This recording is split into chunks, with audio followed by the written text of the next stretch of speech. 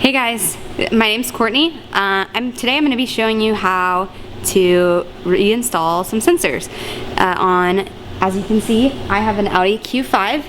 I had some, let's just say, accidental maintenance issues that needed to be repaired, and I took it into the shop and they came back with an $11,000 quote.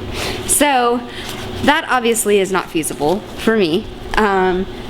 However, I love my car. It's in great condition. I just need these minor repairs and I want to go ahead and just do them myself. I can save on the labor costs. So today I'm going to be repairing my sensors. So follow along and let's get started. Alright, so here's the quote that I got from the mechanic. If you can see, there are 10 items on here that need to be done. For today, I am going to just start with replacing, right here, the parking aid sensor. So they do tell me the parts that I need. I went ahead and ordered them. You can see the labor costs as well. There are 10 items. In this video, I'm going to do the parking sensor aid. However, I will follow up with every single one of these just to show you guys how to do it. So let's get started now. Okay, so in this quote, they said that I needed my information display is one issue. The other is the parking sensor. I think I can get these two solved in one. Unfortunately, I am sometimes a little bit of a bad driver and I backed into a rock. So why are we here to begin with? Because I did that. And so I'm taking a gamble right now on replacing these sensors. What they quoted me for it was, just for the sensors alone, including labor, it was $1,125, and the information display is $2,098. So I'm thinking that's a combination of $3,200 or so. I'm thinking $80 for these 4 sensors that I bought on eBay. I think this might fix that problem altogether. So we're gonna see. I'm sorry I didn't record this part, but you can see that I'm talking. I am trying to explain exactly where the sensor is located, and I'm going to display a picture for you so that you can actually see what part I'm talking about. But what I'm explaining right here is you just kind of want to squeeze either end. You saw I just took it out.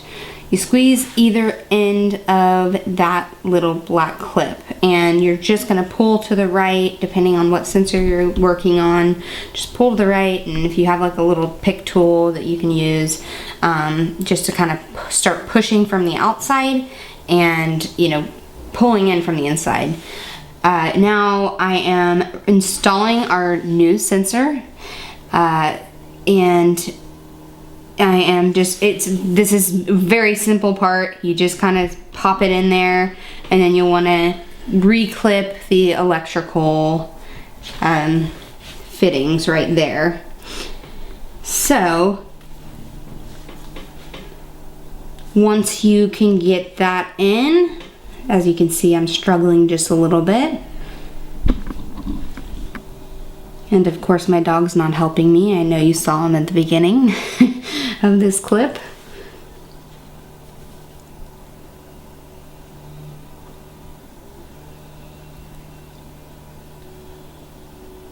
Okay guys, sorry I didn't have my camera on for that last section, but I did do a voiceover of what I was doing to give you an idea. Now, I looked at the sensors. If you check it out right here, I've got the old sensor that I popped out that was damaged by the rock that I hit. No good. This is the new sensor that I had bought. It is curved, so it is a little different.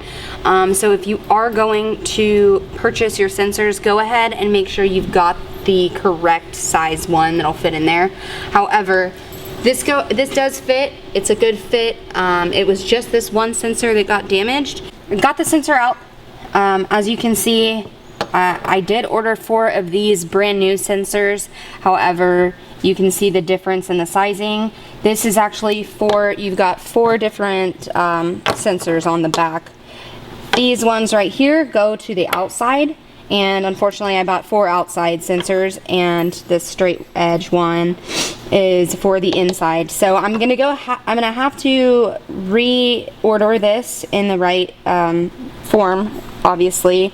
But what I did find out is that when I backed into the rock right there, that kind of damaged the sensor, and I've put together I've put the old sensor, it did kind of jimmy rig in there, so just to go ahead and test my theory and see if it was just that one sensor that was causing my backup camera to not work.